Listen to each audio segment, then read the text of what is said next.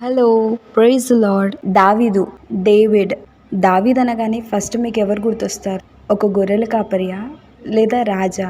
David అన్న మాటకి అర్థము beloved or loved by God. దేవుని చేత ప్రేమింపబడిన వ్యక్తి, దేవునికి ప్రియమైన వాడు.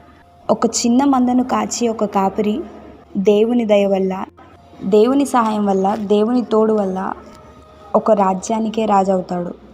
దావీదు జీవిత చరిత్ర, అతని జీవితంలో జరిగిన సంఘటనలన్నీ దావీదు బాలుడుగా ఒక గొర్రెల కాపరిగా ఉన్నప్పటి నుండి ముసలివాడయ్యేంత వరకు తన రాజ్యం తన కుమారుడు అంటే తన కొడుకైన సొలొమోనుకి స్థిరపరచబడిన విషయం, దావీదు మరణించి సమాధి చేయబడిన విషయం వరకు అంతా బైబిల్లోని పాత నిబంధన గ్రంథంలో వివిధ పుస్తకాలలో రాయబడి ఉంటుంది.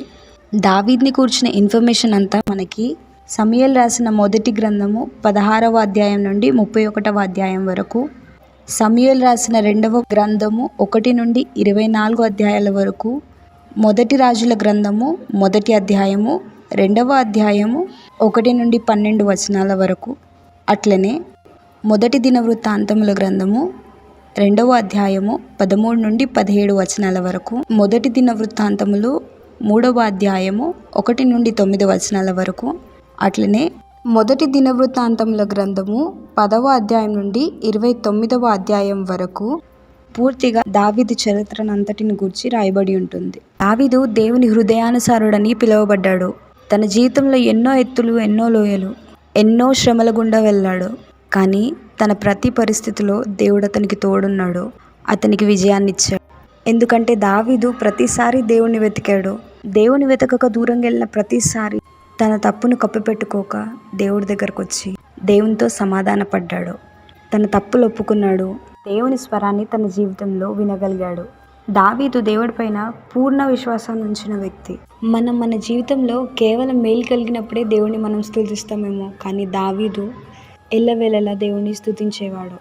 కొండ గుహలలో, తన అయోమయ పరిస్థితులలో, దిక్కుతోచని స్థితిలో, తన నిస్సహాయ స్థితిలో ఉన్నప్పుడు దేవుని వైపు చూస్తూ దేవుడే తన కోట, కొండ, బలము అని, తనకు సహాయం చేయగలిగిన వాడు దేవుడు ఒక్కడే అని విశ్వసిస్తూ, పరిస్థితులు ఎంత ప్రతికూలంగా ఉన్నా దేవుని స్తుతిస్తూ తన జీవితాన్ని గడిపిన వ్యక్తి దావీదు. దావీదు రోజుకి 7 మార్లు దేవుణ్ణి స్తుతించేవాడట. తన రిజెక్షన్లో నేను ఒంటరిని అనుకోకుండా దేవుడు తనకు తోడున్నాడని సంతోషంగా దేవుణ్ణి స్తుతించేవాడట. దావీదు కీర్తనలు పాడుతూ దేవుణ్ణి స్తుతించేవాడట. బైబిల్లో పాత నిబంధన గ్రంథంలో కీర్తనల గ్రంథం ఉంటుంది. ఆ కీర్తనల గ్రంథంలో మొత్తము 150 కీర్తనలు అంటే 150 సాంగ్స్ రాయబడి ఉన్నాయి. అందులో ఆల్మోస్ట్ హాఫ్ దావీదు రాసిన కీర్తనలే. దావీదు రాసిన కీర్తనలు మనల్ని ఆత్మీయంగా ఎంతో బలపరుస్తాయి. దేవుడి పైన ఎలా ఆధారపడాలో నేర్చుకోగలిగిన కీర్తనలవి. దావీదు కీర్తనలు పాడుతూ వివిధమైన మ్యూజికల్ ఇన్స్ట్రుమెంట్స్తో దేవుణ్ణి స్తుతించేవాడట. అట్లా ఆయన వాయించే మ్యూజికల్ ఇన్స్ట్రుమెంట్స్లో ఒక ఇన్స్ట్రుమెంట్ పేరు ఏంటంటే సితారా. సితారా ఒక స్ట్రింగ్ ఇన్స్ట్రుమెంట్. దావీదు సితారా వాయించడంలో ఎక్స్పర్ట్. దావీదుకున్న టాలెంట్ గురించి సమూయేలు రాసిన మొదటి గ్రంథము 16వ అధ్యాయము 18వ వచనంలో రాయబడి ఉంటుంది. అతడు చమత్కారముగా వాయింపగలడు. సౌలుకి దయ్యం పట్టినప్పుడు అది సౌల్ని విడిచిపోయేలాగా సితారా వాయించగలిగే వ్యక్తి ఎవరైనా ఉన్నారా అని ఎంక్వైరీ చేసినప్పుడు సౌలు సేవకులు సౌలుకి ప్రపోజ్ చేసిన ఒక నేమ్ దావీదు. అతడు చమత్కారంగా వాయింపగలడని చెప్తారు.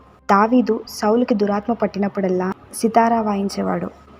అప్పుడు ఆ దురాత్మ సౌల్ని విడిచి వెళ్ళేది.